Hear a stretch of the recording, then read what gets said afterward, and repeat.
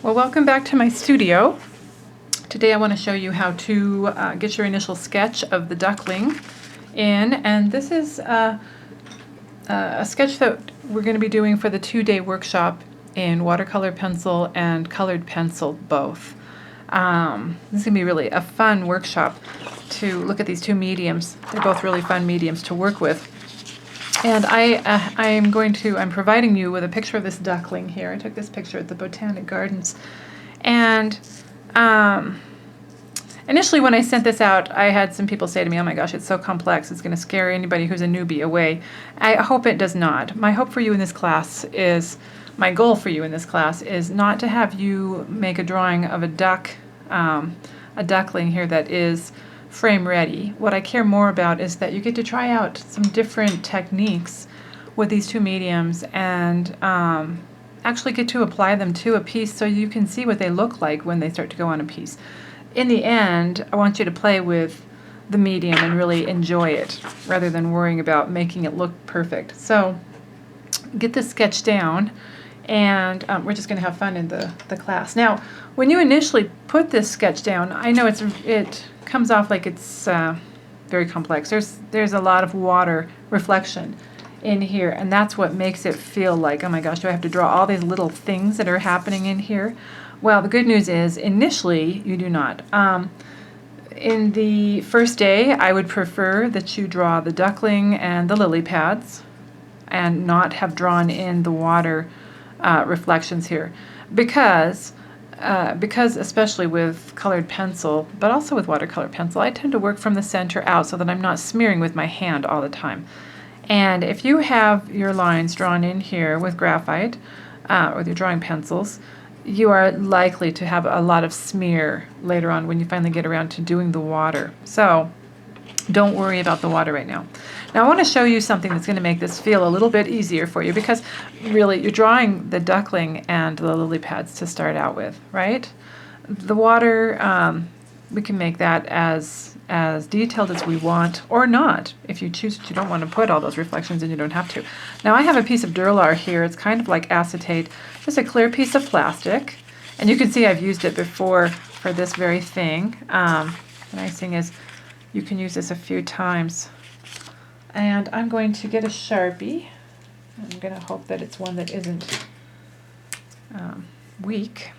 And what I want to do with this, and you don't have to go out and get a Durlar, I just want to show you this to show you your simple shapes in this, because whenever you're sketching, in the end what you're trying to do is reduce everything to shapes, and those will help you get everything else in, your proportions, your the directions and the angles of everything. So if I look at the duckling, that's all I'm looking at right now, not water and lily pads, but just the duckling, I'm going to draw in basic shapes with the Sharpie on the Durlar, which is on top of my picture.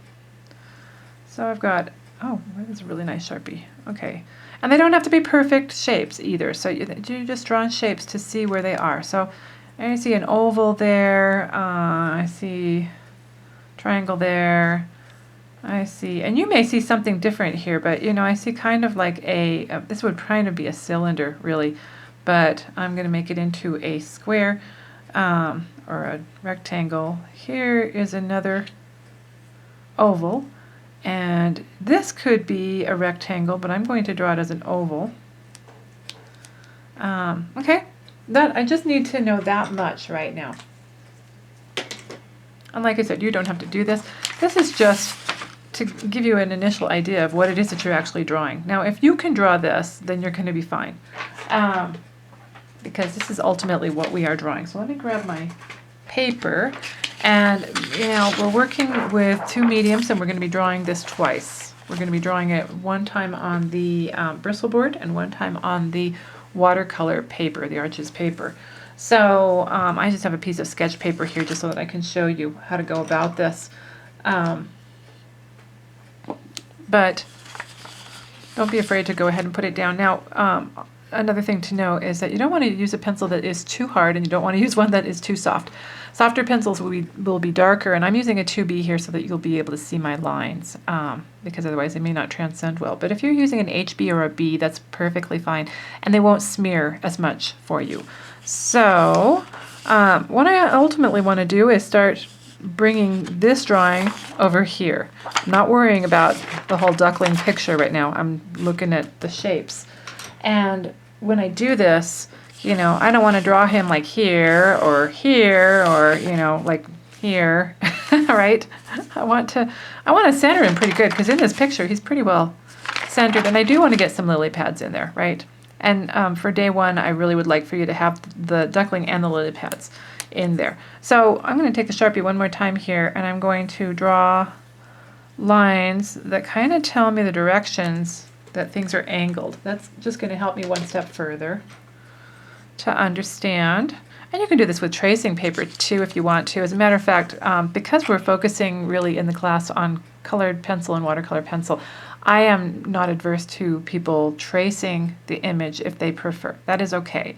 But I certainly encourage you, if you want to draw it by hand, freehand this way as well. So, and every time that you draw it, you will do it, it'll be easier. So what I'm going to do now is I'm going to draw these little axis lines in here so that I know exactly the direction. Whoops, okay, I don't want him to be like, you know, swimming toward the bottom of the page. So I really want them to be like this, right? Yeah, that's more like it.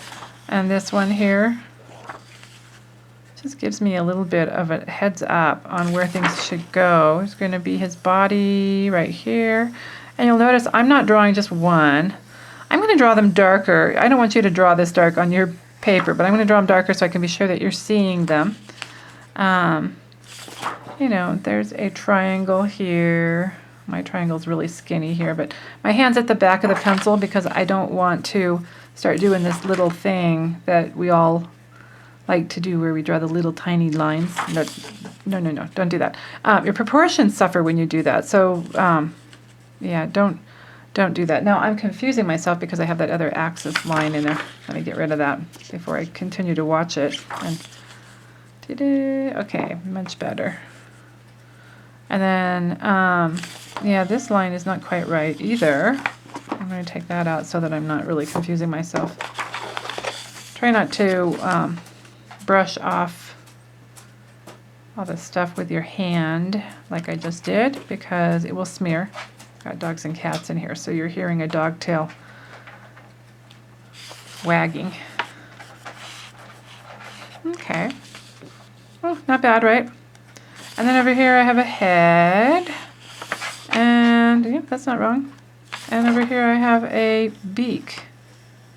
And I don't want it to be a huge beak, but it's interesting, you know, when you look at the duckling here, because the face kind of comes out this far, that it comes off not quite as long as it looks when I draw it like a giant grain of rice on here. So that just gives you kind of an idea, though. Okay, and yeah, I'm pretty satisfied with this. I know the tail is kind of doing something different here. It's not quite upturned as much as I have it. I want it to be down a little bit because I know that's how it really is in the picture. Okay, yep, just checking myself. Now I'm going to, you know, the nice thing about this acetate is I'll just take a little bit of rubbing alcohol, and you can see that I've done this already before, and put it on here and just wipe this off, and it'll just take that right off, and I can use this piece of Duralar again for the very same thing. Okay, so here's my duckling, and now I can just kind of shear up the lines to make it work. So once again, I'm not in here doing the little teeny liney sketchy thing. If you feel really comfortable doing that, then you can do that. But I feel, I don't know, if I have my hand at the back of the pencil, I feel like I get more of the, I don't know, I feel like I'm seeing more of the picture. I know that sounds probably silly, but I feel like I'm seeing the bigger picture. Maybe that's what it is. So here's the thing. If you, erasers, I want to mention these to you because your gum eraser is really lovely for the Bristol Board. And the reason being it's gentle, so it won't tear up the surface of your paper as much. Don't use it sparingly, or don't use it a lot on your watercolor paper, however, though, because it does have a little bit of an oil residue that will build up on your paper and create a little bit of a resist. So you don't want that necessarily to happen. So I've got my bigger shapes on here. Now I'm ready to start drawing some of the little shapes. And I mean, you could even see like a circle right here where the little wings are, right? Yeah, let's put that in there. Okay. And if I took the liberty of actually seeing where that is on this shape, this is the oval. It's about halfway on the oval, right? So I can make them a little bit bigger. Over here, there's one which creates a little bit of a bump. This neck comes up here. Not worrying about the eye and all that. I will work down into those little tiny details, but right now I'm trying to go larger to smaller, and that will help me proportion a little bit, right? Okay, so really what I'm seeing on the bottom here, when I squint at it, I see just kind of a nice, it's not a straight line, but it's a line that goes up like that, right? Gosh, I think we've really well got the duckling in there. Okay, so let me go in here. I'm going to use the vinyl eraser on this and take out some of the extra stuff here that we don't necessarily need. We don't need this line. I don't want all these lines to be confusing everybody. So I'm going to come in here and take those out. I can take the axis out that I drew in there. The back is not quite so lumpy bumpy. Pointy up tail needs to stop. Point down a little bit more than it is. There.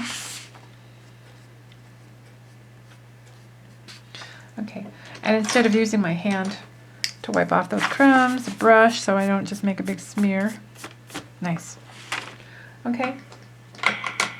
And like I said, a HB or a B is probably just fine for you. I'm using a 2B here just to be sure that you actually can see this.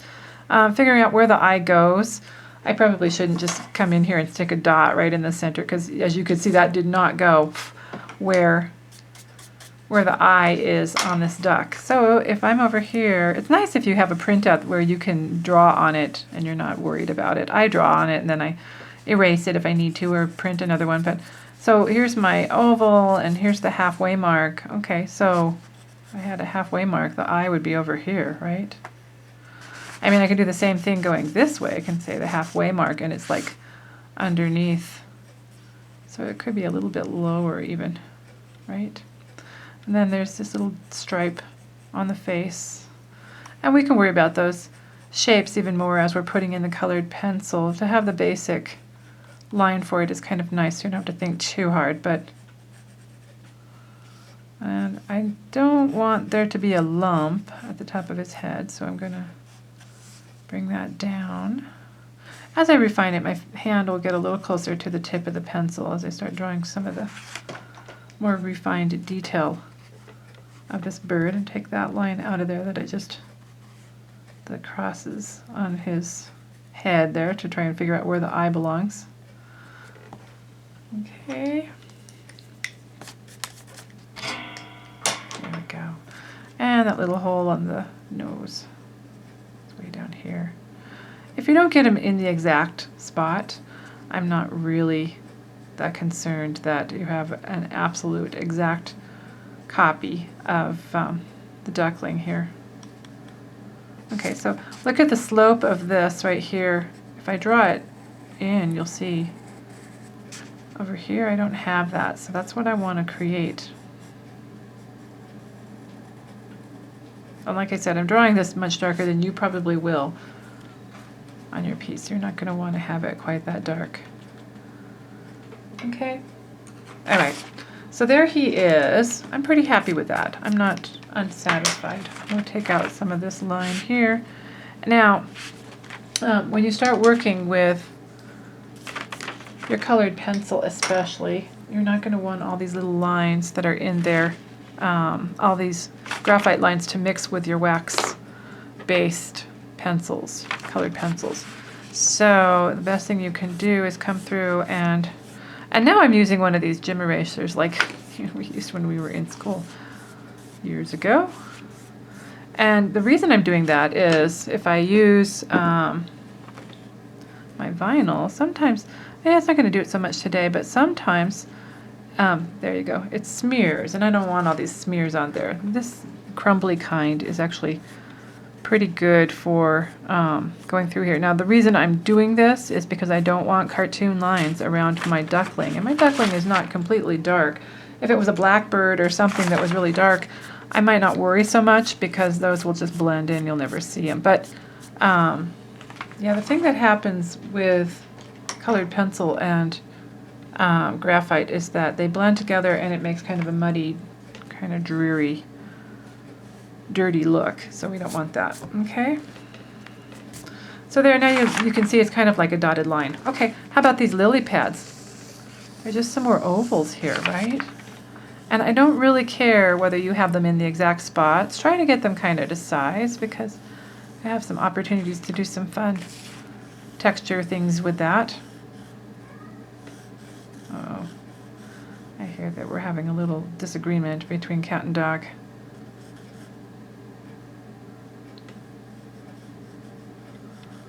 Okay, hands at the back of the pencil once again, right? Because when I'm sketching, I could draw this entire thing. I don't really want to sketch through the head of the duck right now. I could too. Okay, I really should. If I'm going to get it in the right place, then that's what I should do. Okay, just like so. And you know, the duck is bumping into this, so it's sitting up. And drawing is so relaxing and so meditative. Now we've got another lily pad right here. Make sure I'm in your view here. There's a little bit of space in between the bill of the duck and this lily pad that's sitting up. So there you go, just like so. Okay. And there's another lily pad up here that's sitting a little bit on top of this one. Just like so. And you know, you can see these as shapes. Right now I'm just drawing in lines because I know I'm just going to color these in with textures, and so I'm not worrying too much as they go out of the picture. Could be looking at the negative space a little bit, but you know, here's an oval with a cutout in it. Here's an oval. There's an oval that goes off the page up there, right? Okay, and then we see the little bits of the feet in there. Yeah, actually, I might put this little tiny bit in here too. It's just got a nice color. Okay, there we go. That's enough. Like I said, don't trouble yourself with the lines in the water quite yet. We'll work on those later if we have time in class, which I think we will on the second day, to start putting in some of these really wonderful reflections. And I know this is something that people sometimes shy away from. Reflections look really hard, but you'll be amazed, I think, when we start putting them in, how fun they actually are. If you look in here and see all the different colors that are happening in this, you tackle it piece by piece, step by step, not all at once, and that's what makes it much easier to deal with. So there you go. This is the drawing, ultimately, that I'm hoping that you will have ready on Friday for us to begin. And yeah, if you have any questions, then don't hesitate to reach out to me and let me know. And I will look forward to seeing you in class on Friday and Saturday. Have fun drawing.